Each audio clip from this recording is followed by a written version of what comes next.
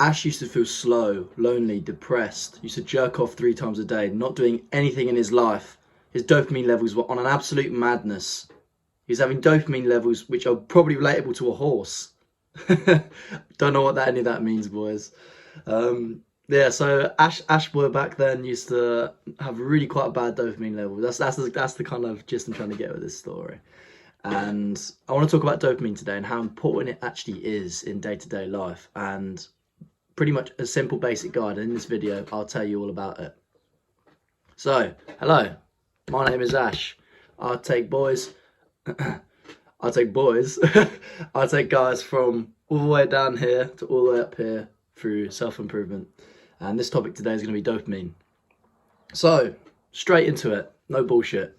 Dopamine, as you already know it, a lot of stuff nowadays is known to, well, a lot of stuff to do with dopamine nowadays is known as dopamine hits, and you might have heard that through TikTok, scrolling through your phone, social media being a really quite bad indicator of dopamine and dopamine releases, etc., etc. But I actually want to talk about what dopamine is and the baseline levels and all that kind of stuff. So, dopamine has a baseline level that is consistently circulating around your body. Right, it's consistently going around your body. It's going through your brain, through your body, all your different organs, etc. And it's responsible for how you feel and how motivated you are, how much drive you have throughout the day. So it's really, really important, especially for us boys who are on self-improvement and wanting to improve ourselves every single day. We need to make sure we've got the highest amount of levels we can get in regards to dopamine. However, you don't want too much dopamine because it has a lot of negative side effects, which I will get onto later on in the video. So your body has two kind of states of dopamine, right? So number one is tonic, which is lows in dopamine. So you have your rise in dopamine and you just crash back down.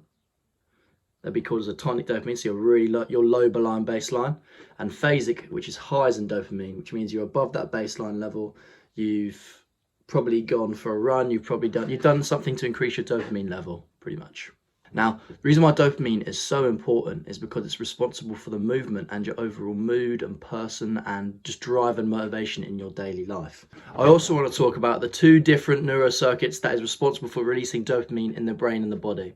So you've got the mesocortical, which this one is heavily disrupted through like heavy drug usage. So this could be through cocaine, any kind of drugs, for example, literally just any kind of drugs which would highly stimulate dopamine release. This is the kind of substances and stuff like that which will affect the mesocortical part of the brain, which releases dopamine. This pathway normally gets stimulated, the mesocortical, by social environment, relationships, friends, finishing a race, for example, when you're running, an achievement in school. So let's say you get a qualification or something like that, your qualification in school at the end of the day. That's where the mesocortical pathway is stimulated to release dopamine. So you got another one as well, which is the substantia nigra, which is responsible for controlling of movement. So this is normally what leads to disease like Parkinson's disease, but people don't have the exact same pathways or they're blocked through dopamine, because dopamine also controls movement as well. So right, you might be like, Ash, I'm not here for a biology lesson, and I'm fine with that. So if you guys want to read up a little bit more about this and you're interested in the topic, search a perfect podcast I'd really recommend you'd watch is the Alex Huberman episode 39, which talks about all about dopamine, what it is, how you can maximize it, what's the best things to do, like cold showers, etc., etc. What things you can do to right now to increase your mood, drive, and anything through the use of controlling your dopamine levels. So number one is dopamine management. Abstain or limit highly dopamine releasing activities for up to a month, for example. A month is usually the time where the brain resets. It's over a month period, or it's 3 to a month period. The reason why this is important is because your brain is overstimulated right now. If you aren't already trying to improve this subject, then your brain is probably overstimulated, and your baseline dopamine needs to return back to its normal. It's probably going up like this and down, up, down, up, down. It's never at a constant level like that or little peaks like that. It's always just these constant big graphs, up and down, increases and decreases in dopamine, which is not healthy for you. So I'm not saying be boring. I'm not saying be boring and cut any kind of happiness out of your life. I'm not saying that, bro. I don't want you to be a walking depressed zombie, man. That's not what we want. What I'm saying is don't every single time, for example, when you go to the gym, right? don't always have, nowadays you've got caffeine and energy drinks and music and all these different things which can help, which all help in the release of dopamine when you're doing your workout to get that best workout, the same good feeling, which is what dopamine's connected to, right? You see where I'm coming from here. So be intermittent with it. And I know you'd be like, oh, but the workout's not going to be the same. And I've personally been struggling with, or have had struggles with this, is I was it was through the first year of lifting. I was doing well. I saw some really good gains, and then all of a sudden I hit a roadblock, and the workouts didn't feel the same. And it was because I had so many different things. Like, bro, I had music, I had energy drinks, I had fucking pre-workout, bro. There was so many different things which I had going through my body. So of course it's not going to feel the same. And the amount of dopamine that I was releasing through consumption of those drinks, having that music blasting in my ears, bro. Like, no wonder it didn't feel the same when I just go in there and I just have headphones and nothing else. Or I just go in there and have a drink and no headphones, etc. This is the main point I'm trying to make in this video. Because of my constant increase in dopamine levels or spike in dopamine levels, it made me go from these massive highs to massive lows. Because that's what happens when your body goes up and down with dopamine. It has a massive high and it always has a low which goes all the way back down and slowly comes back up. So don't bundle these pleasurable activities or things you can use to help in your workout, for example, with my gym example. Don't use them.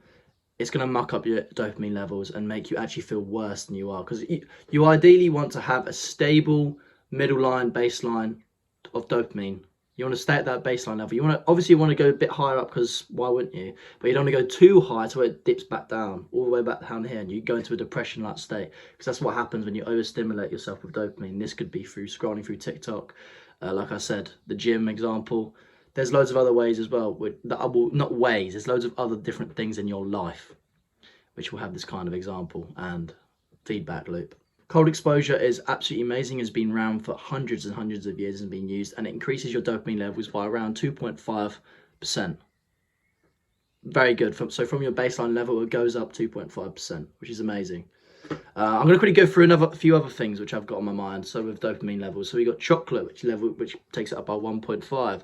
You got sex, like partaking, actually searching out for sex, and then also partaking in sex is 2 times above the dopamine level, the baseline dopamine level.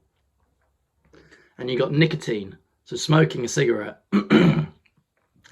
That levels it up by 2.5, so that's why smoking is so addicting, because of the dopamine levels which are connected with that. Alongside smoking, some people just enjoy to smoke. Me personally, I've never had a cigarette in my life. I'm very clean cut, but I know other people like to smoke. So nicotine is the exact same level as cocaine. It's pretty crazy to think about, the same kind of stimulus and release of dopamine as cocaine. But it gets worse, boys. There's even more. So if you, one thing I would 110% recommend is do not chase trying to improve dopamine, because it's going to lead to worse problems with your life. So you got 10 times here, right? Amphetamine, which is a well-known drug, and that increases it 10 times. 10 times your baseline level. That crash is going to be crazy. And then literally simple exercise as well is just 2 times. Coffee is another one. Coffee is massive. Everyone does it unconsciously. No one even realizes it. We've been just told caffeine is a good thing to use, which is very true. Caffeine is an amazing tool. So I'm going to quickly go over why caffeine and just coffee is good. Coffee is another activity which increases heavy levels of dopamine.